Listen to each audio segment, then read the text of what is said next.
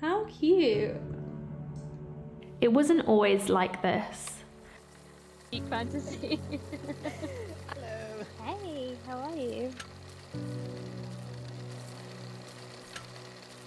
I'm on 100 subs. I used to spend a lot of time watching other people. YouTubers, performers, thought leaders and coaches. People finding careers they love. Social butterflies always making new friends or going on exciting dates. People traveling the world and trying new things. My life paled in comparison. I wasn't like these people. I was not special enough. There's a rule that tells us how people use the internet. It's called the 99-1 rule.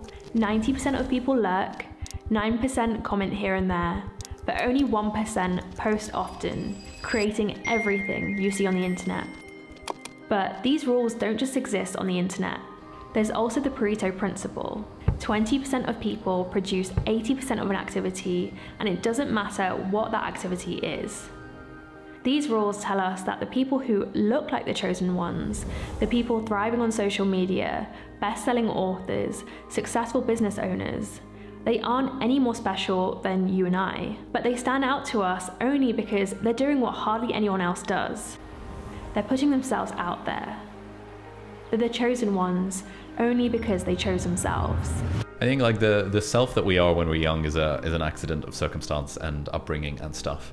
And most of us haven't actively chosen the people we want to be. Yeah. And then there's like a bit of a crossroads where you're like, okay, do I want to be the person I am by default, i.e. be myself? Or do I want to choose myself, be the person that I actually want to be and move in that direction?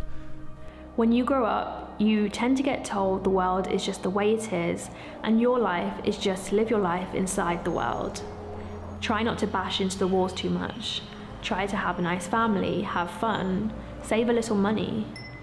Life can be much broader once you discover one simple fact. Everything around you that you call life was made up by people that were no smarter than you. Once you learn that, you'll never be the same again. Most people won't do it. I'm not that type of person. I'm not outgoing enough. People look at me and say, well, you got a big YouTube channel. You must be this like crazy extrovert, but I'm not really. Who cares what I've got to say? I don't have anything to say. What if I'm not good enough? My life will never be like that. What do you think people are afraid of? I think just not being liked or accepted or validated. Like if I look at my teen years where I wanted to mold myself and be someone who would be liked, I think what I was afraid of, or what I was seeking, was just approval. I think that's what it kind of comes down to. Well, what do you think?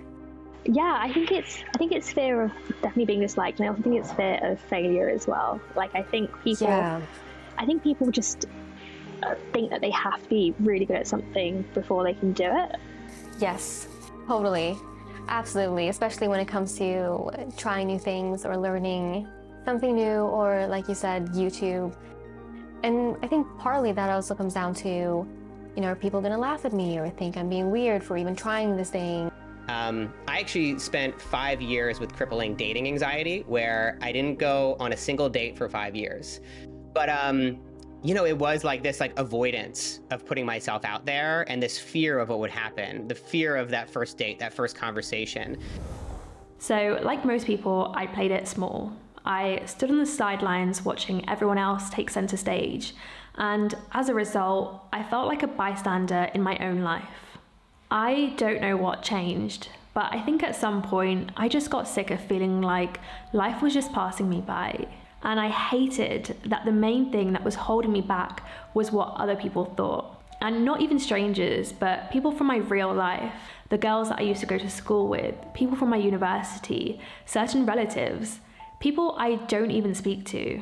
It just seemed so ridiculous to me that they had so much power over me when they have no involvement in my day-to-day life and I have no involvement in theirs. They see a teeny tiny portion of what you're putting out there and judging you based on that, which is kind of fair. I mean, that's all they have to go on, but it's also not real the way that someone like in your family or a close friend would criticize you. So I think just shifting my mindset of being like, okay, these people don't actually know me as a person. They know a tiny bit of what I'm putting out there. I hated that my dream board was so dissimilar to the life that I had that it looked like it should be somebody else's dream. I wondered why I always looked ahead, wanting more, but never giving more to the person that I was right now. It's very like liberating feeling to just fully know that like no one actually cares.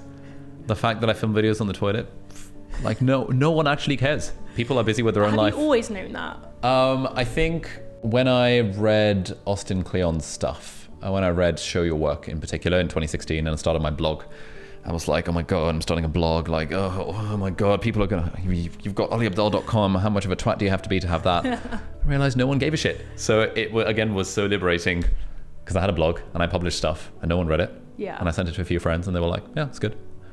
And it just helped me realize no one actually cares. And then I started making YouTube videos and I realized no one actually cares. I think really understanding that you are the only one who is going to live your life, and you are the only one who is going to face every single decision that you've ever made in your entire life forever. You're never going to be able to blame like your mom or your sister or friend for discouraging you or for not believing in you, because they're living their life and you can't really put that responsibility on anyone but yourself. So I think just taking accountability over your decisions and asking yourself what you're trying to do here and how you would feel if you were to listen to these voices telling you to do otherwise or to be something else or whatever the criticism or situation. I knew the value of putting myself out there and accepting the fact that rejection is very likely and very possible to happen. And so I was okay with failure. I was okay with rejection. And once I had accepted that and put myself out there, I was able to actually grow from it and overcome that anxiety. And I think that lesson then led to all these other things that I ended up doing. Because when you build the confidence in these small ways, then you can be like, okay, well, it worked really well in this part of my life. Maybe I can do that for starting my first documentary, or maybe I can do that for starting a YouTube channel and, growing my business and making my first course and all of those things.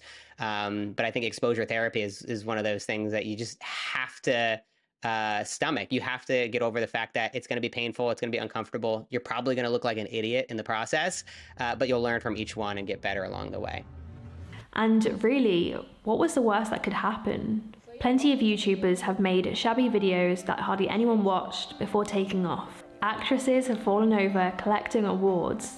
Authors have had their best-selling books rejected multiple times first.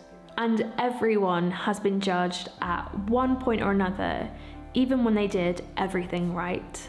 Regardless of what you talk about, who you are, what you look like, where you're from, you could be talking about apples, like comparing green apples to red ones, and someone is going to hate you and think you're a terrible person for even doing that. So really, the worst thing that could happen is that you don't put yourself out there. You'll stand on the sidelines forever, watching someone else living the life that you were too scared to live.